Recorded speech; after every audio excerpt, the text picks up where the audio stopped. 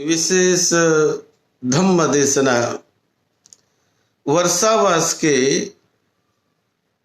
मंगल अवसर पर विशेष धम्म देशना आज दिनांक 4 अगस्त 2020 हम ये जो धम्म देशना दे रहे हैं मूल रूप से पाली त्रिपिटक के ग्रंथों के आधार पर, जिस पाली त्रिपिटक में तथागत भगवान बुद्ध की मूल वाणी हजारों सालों से संग्रहित की हुई है।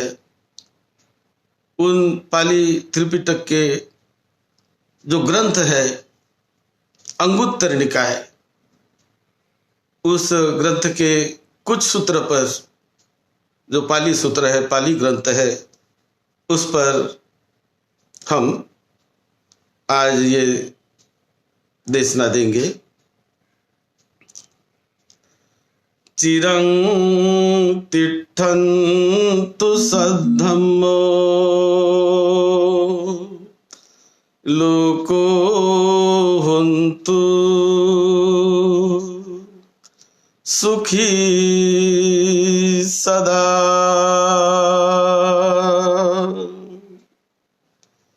सद्धम्म इस धरती पर दीर्घ काल तक टिका रहे।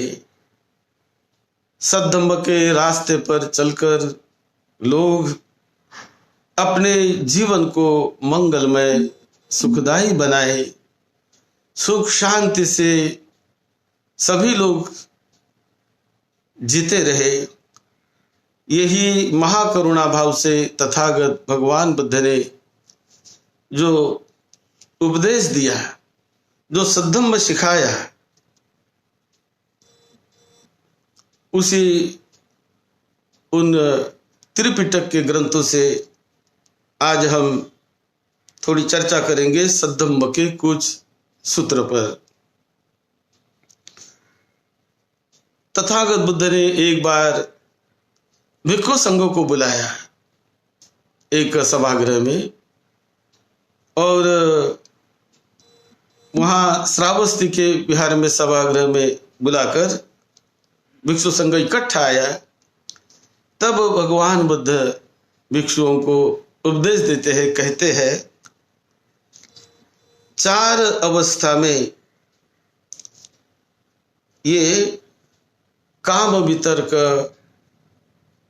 व्यापाद वितर्क, विहिंसा वितर्क, ये निर्माण होते हैं 4 अवस्था में। तो कौन सी 4 अवस्था? एक तो ये काम वितर्क यानी काम भावना, काम वासना, या कामों में इस उस कामों में, जिसे काम विशेष करके ये जो काम भावना है, तो वो काम भावना विशेष करके जो आसक्ति उससे वो जुड़ी हुई है।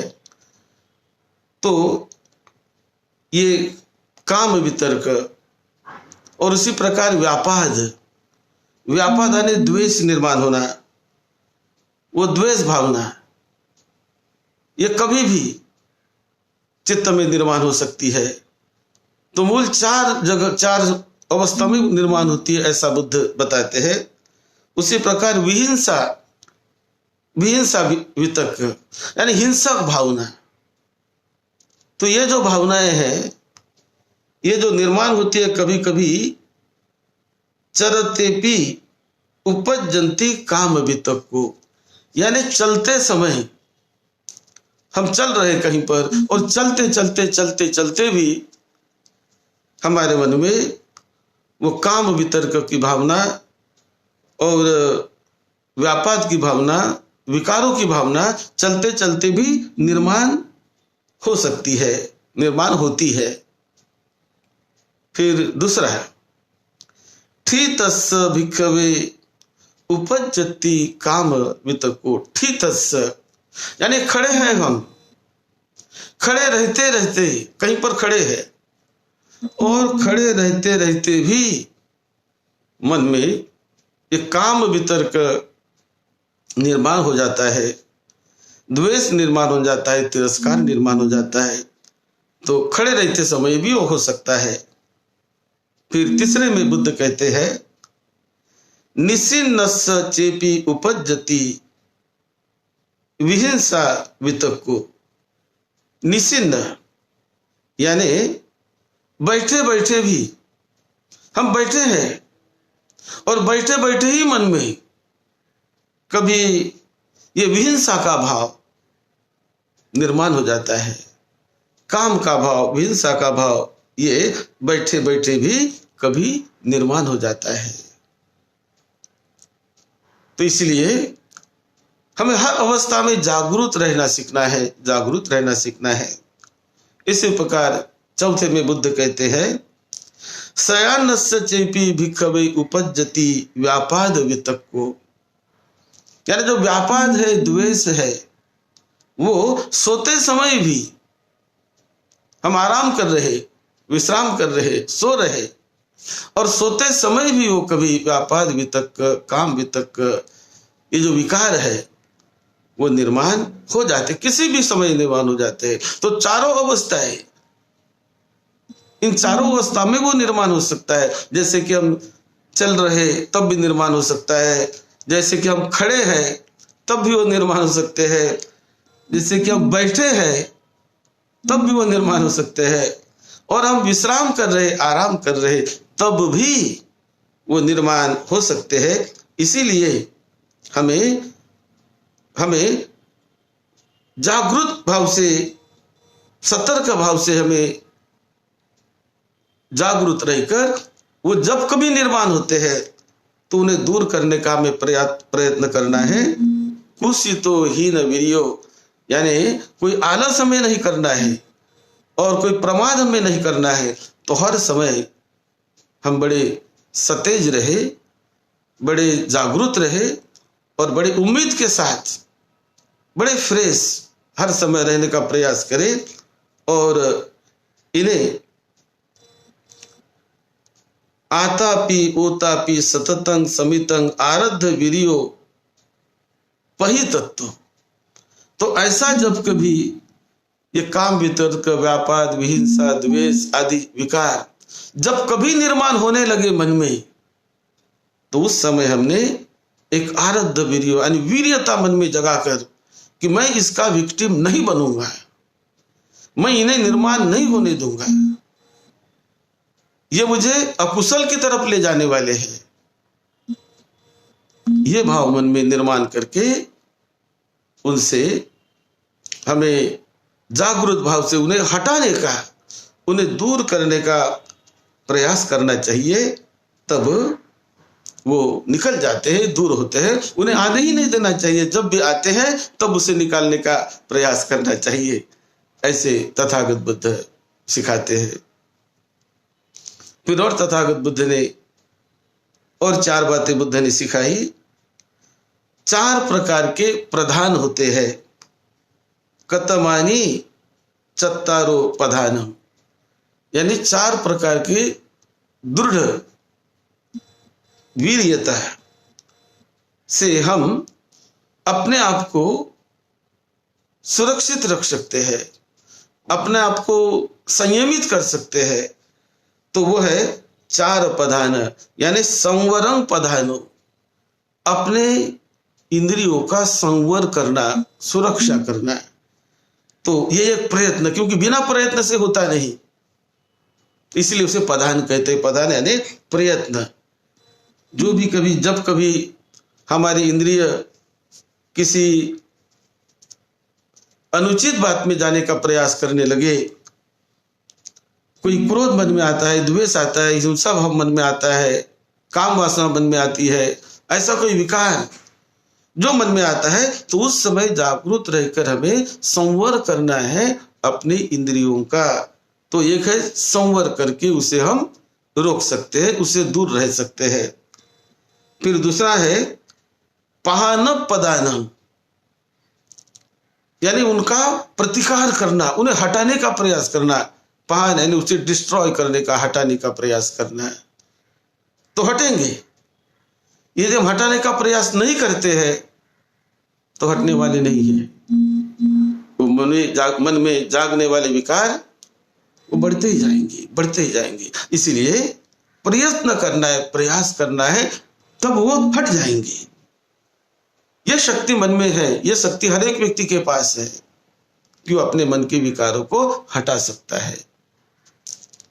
फिर तीसरा प्रयास भावना पदानम, यानी ध्यान भावना के रास्ते पर चलकर, कि जब कभी ऐसे विकार जगते हैं तो उस समय हम ध्यान भावना के अभ्यासक जो होते हैं, विपस्सी साधक, ध्यान भावना करने वाले साधक, तो ऐसे जब कभी विकार जागते हैं एकदम वो जागरूक होकर ध्यान भावना के मार्ग से, ध्यान भावना के सहायता से इन विकारों को निकाला जा सकता है, हटाया जा सकता है। ये भी एक संभावना तथागत बुद्ध ने बताई, ये तीसरी संभावना है। और चौथी जो संभावना अनुरक्षणा पधानं, यानी अनुरक्षण करना, उसका प्रयत्न करना भीतर से। तो ये विकार मुझ में जो अभी जाग रहे हैं, मुझ में आ रहे हैं, ऐसा जब समझ में आने लगे तो उसके प्रति एक विशेष रूप से जागरूक होकर उन्हें हटाने का, उन क्लेशों से मन को निकालने का प्रयास करना चाहिए। क्योंकि मन ये बड़ा चंचल है, वो कभी भी क्लेशों में डूब सकता है, कभी भी वो व्यक्ति को जहां वहां बहा कर ले जा सकता है। तो इसलिए जागरूक भाव और प्रयत्न ये बड़े महत्व के है जो तथागत बुद्ध ने सिखाया है। और कैसे जागरूक रहे, किस प्रकार से हम इन विकारों को हटाने का प्रयास करेंगे, कैसे हम जागरूक रहेंगे, उसके लिए तथागत बुद्ध ने एक रास्ता बताया। चक्षुना रूपं दिस्वा न निमित्त गाही होती नानु व्यंजन गाई, यानी जब कभी हम आंखों से कोई रूप देखते हैं, कोई वस्तु देखते हैं, कोई दृश्य देखते हैं, तो रूप दृश्य देखकर एकदम हम उसमें डूब जाते हैं, उसका मूल्यांकन करने लगते हैं और अच्छी है, बुरी है, ये है, वो है, इस प्रकार का उस पर हम चिंतन करने लगते हैं। तो बुद्ध ने कहा कि यदि उस पर चिंतन करोगे तो विकार हो सकता है कि वो बढ़ भी जा सकते हैं, वो मल्टीप्लाई भी होते रह सकते हैं। तो इसीलिए उसका ऐसा चिंतन न करके वो उस निमित्त को, कि बस उस निमित्त को किसी का देख लिया, निमित्त मात्र देख लिया और अपना उससे अपने दृष्टि को बदल दिया, उस पर ज्यादा दृष्टि टिकाना नहीं, उसमें ज्यादा विचार करना नहीं। ज्यादा विचार करते रहेंगे तो उसके निमित्त को जानने का प्रयास करेंगे, उसके भीतर जाने का प्रयास करेंगे और सोचते सोचते सोचते सोचते वो विकार यदि शुभ वस्तु से निर्माण होता है, शुभ दृश्य से निर्माण होता है, तो बढ़ते बढ़ते चला जाएगा और शरीर पर छा जाएगा। इसलिए उसको बस देखना है, देखना मात्र मानो, उसके डिटेल में जाने का प्रयास न करो, कोई जरूरत नहीं। इस प्रकार से उससे हमें अपने आप को संभालना है। वैसे ही कान से जब हम शब्द सुनते हैं तो शब्द के बहुत खोली में जाकर, कैसे शब्द है, गाली के शब्द, किसी ने मेरा अपमान किया, मुझे गाली दी, मेरी निंदा कर रहा है, इसके बहुत भीतर जाकर यदि हम जाएंगे और चिंतन करने लगेंगे तो क्रोध बढ़ते जाता है, द्वेष बढ़ते जाता है। लेकिन उस शब्द के बहुत भीतर न जाकर, बहुत गहराई में न जाकर, ठीक है सुन लिया मैंने, आई गाली, किसी ने अपमान किया, सुन लिया, छोड़ दिया उसी जगह पर, तो हम बच गए, अपने आप को बचा लिया। नहीं तो उस पर यदि हम बहुत रिसर्च करने लगे, चिंतन करने लगे, उसमें खोजने लगे, तो वो विकार बढ़ते जाता है। इसी प्रकार कोई हमने जीवा से किसी वस्तु को चख लिया, चखने को चखना मात्र जानो। कोई चीज अच्छी चीज है, स्वादिष्ट चीज है, उसमें बहुत डिटेल जाने का प्रयास न करो। स्वादिष्ट है, अच्छी है, ये है, वो है, उसको जानकर निमित्त उसमें ज्यादा न व्यंजन गाई होती न निमित्त गाई होती, तो उसके ज्यादा डिटेल में न जाकर हम देख लिया, क्योंकि हम सारे संसार को तो बदल नहीं सकते हैं। तो इसलिए जो 6 इंद्रियों से जो हमारा संपर्क होते रहता है, तो उसको केवल स्पर्श मात्र जानो। जैसे घाने न गंधं घायित्वा, जब हम अपने नासिका से कोई दुर्गंध कभी आती है, तो बस दुर्गंध आ गई, हो गया, आ गई, वो भी बदल जाएगी, परिवर्तन होने वाली है, बहुत देर नहीं लगेगी, ऐसा मानकर अपने मन को उससे हटाने का प्रयास करो। लेकिन वो दुर्गंध में मन को फंसाए रखोगे तो उसके प्रति द्वेष निर्माण होते जाता है, तिरस्कार निर्माण होते जाता है। या यदि हमारे नासिका से कोई सुगंध आती है, बहुत अच्छी सुगंध आ रही, तो और भी उसमें डिटेल में यदि हम जाने का प्रयास करें, अरे बहुत अच्छी सुगंध है, कैसी, आने दो, बहुत अच्छा है, ये है, वो है, तो ऐसा यदि हम उसके ऊपर अधिक जितना भीतर में जाने का प्रयास करेंगे, उतना हम उस विकार में गुथते चले जाएंगे।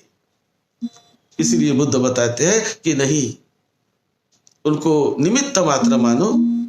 स्पर्श हुआ, हमने नासिका से कोई सुगंध भी आई तो भी वो भी बदल जाने वाली है, दुर्गंध भी आई वो भी बदल जाने वाली है। इस प्रकार के यदि अपने मन को हमने बनाना सीख लिया, तो हम विकारों पर काबू पा सकते हैं, निकल सकते हैं, क्योंकि अपने ही हाथ में है ये।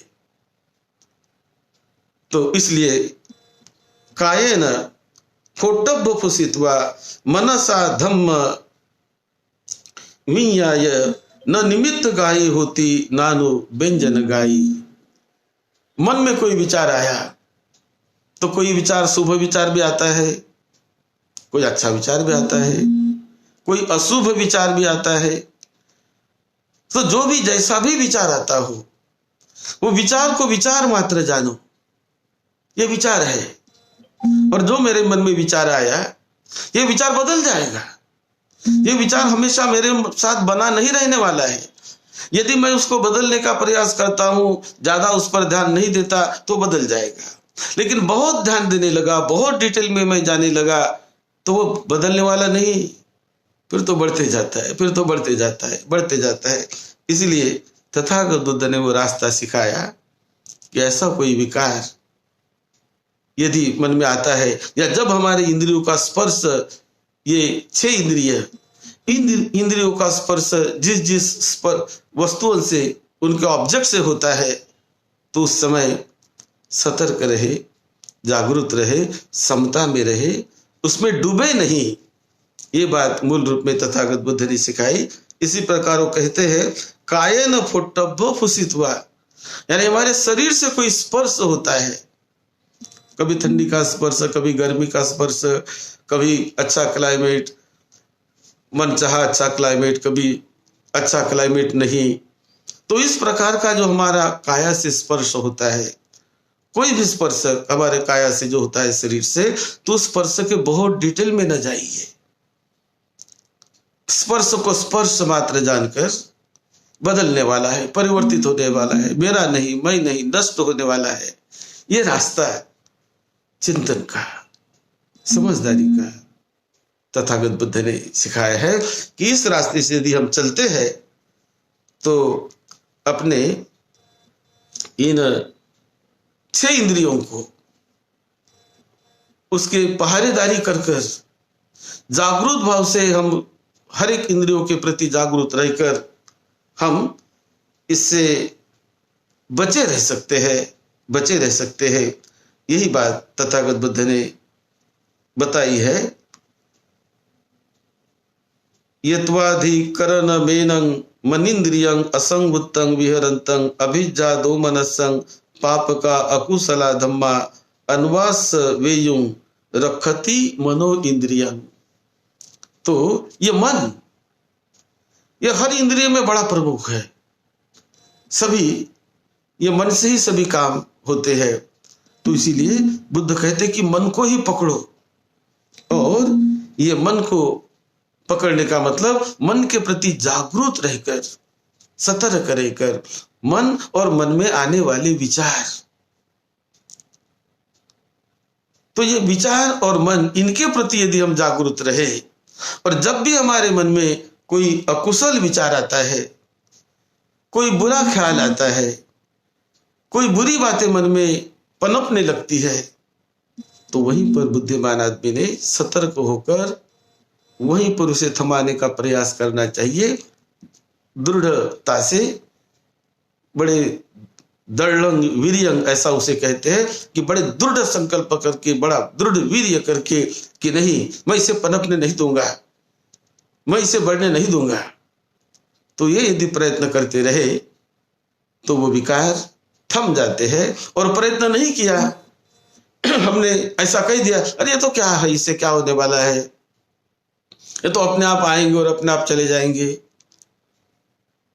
क्या इसकी तरफ ज्यादा ध्यान दे, अपने आप आएंगे और चले जाएंगे, अपने आप ही चले जाएंगे। ऐसा यदि हम सोचते हैं तो वैसा नहीं होता है।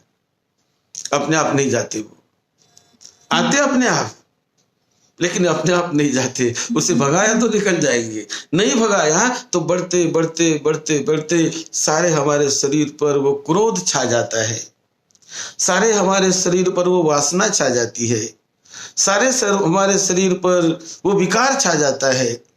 और फिर हम जो रिएक्शन करते हैं, जो प्रतिक्रिया करते हैं, वो प्रतिक्रिया हमेशा निगेटिव रहती है, विकार भरी रहती है। वो विजडम की नहीं होती, ज्ञान की नहीं होती, क्योंकि हमने सोचा ही नहीं, सोचने के लिए समय ही हमने नहीं लगाया, तो निगेटिव प्रक्रिया होती है। लेकिन जब हम जागरूक रहते हैं तो ज्ञान की प्रतिक्रिया हो गई। जागरूक है हम कि नहीं, ये तो विकार है, ये तो अच्छा नहीं है, या कुशल की ओर मुझे ले जाएगा, ये तो मुझे दुख की ओर ले जाएगा, इसीलिए मैं इसका विक्टिम ना बनूं, इसके गुलाम मैं ना बनूं, मैं जागरूक रहूं, मैं सतर्क रहूं। हर अवस्था में सतर्क, अपने ही बॉडी के प्रति, अपने ही इंद्रियों के प्रति हमें सतर्क रहना है। सतर्क दो प्रकार से रहा जाता है। एक तो सतर्क है बाहर के आने वाले सब चढ़ाव उतार से भी सतर्क रहना, ये अच्छा ही है। तो ये तो बाहर जब हम चलते हैं, मान लो रोड क्रॉस कर रहे, रोड पर चल रहे, तो बाहर चल रहे हम, तो हमें बड़ा सतर्कता से चलना है, बहुत सावधानी से चलना है। यदि रास्ता क्रॉस कर रहे हम, तो बहुत ही सावधानी से दाएं बाएं देखकर, आगे पीछे देखकर, हर तरह इधर उधर देखकर बड़े सावधानी से चले, तो बहुत सावधानी से हम रास्ता पार कर सकते, क्रॉस कर सकते हैं। भीड़ का भी रास्ता हो, फिर भी सावधानी से हम चले तो सुखदायक, सुखपूर्वक हम रास्ता क्रॉस कर सकते हैं। लेकिन हम सावधानी ना बरते, इधर उधर देखे नहीं, दाएं नहीं देखते, बाएं नहीं देखते, तो लगे चलने, तो धोखा हो सकता है। इसीलिए बाहर के प्रति तो सतर्क रहना ही है, वो भी बहुत जरूरी है, लेकिन उससे भी और अधिक जरूरी है अपने ही इंद्रियों के प्रति सतर्क रहना, सतर्क भाव बढ़ाए रखना। वो बड़ा कल्याण का साबित होता है। उसी से ही इंद्रियों का संवर्धन हो जाता है, उनका संयम हो जाता है, और उन पर विजय पाने की शक्ति हर एक सामान्य आदमी में भी वो आ जाती है, यदि वो प्रयास करे तब। यही बात तथागत बुद्ध को इस सूत्र में बतानी थी। स्थितस्य भिक्खवे उपज्जन्ति पाप कमो, तो यही बात तथागत बुद्ध को बतानी थी। और भिक्षुओं ने ये सुना, और सुनकर भिक्षु बहुत प्रसन्न हो गए और साधुवाद किया बुद्ध के इस प्रवचन का। और बुद्ध के प्रवचन में वो शक्ति थी कि जब भी बुद्ध प्रवचन देते थे तो कोई ना कोई व्यक्ति प्रवचन सुनते ही श्रोतापन्न हो जाता था, कोई कोई व्यक्ति सकृदागामी हो जाता था, क्योंकि बुद्ध जिस भावना से प्रवचन देते थे वो भाव इतना बड़ा उनका रहता, वो तरंगे उनके प्रवचन की इतनी बड़ी रहती कि सुनते सुनते वो श्रोतापन्न हो जाते थे। तो इस प्रकार बुद्ध की जो देशना होती थी बड़ी मंगलकारक, बड़ा लाभ देने वाली, बड़ा फल देने वाली।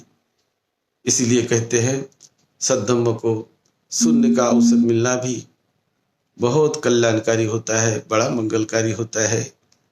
आप सबका मंगल हो, आप सबको निरोगी जीवन मिले, दीर्घायुष्य मिले, सुख शांति मिले, लंबी उम्र आप सबको मिले। यही मंगल मैत्री के साथ सद्धम्म की सेवा में, आपकी सेवा में डॉक्टर भदंत राहुल बोधि महाथेरो।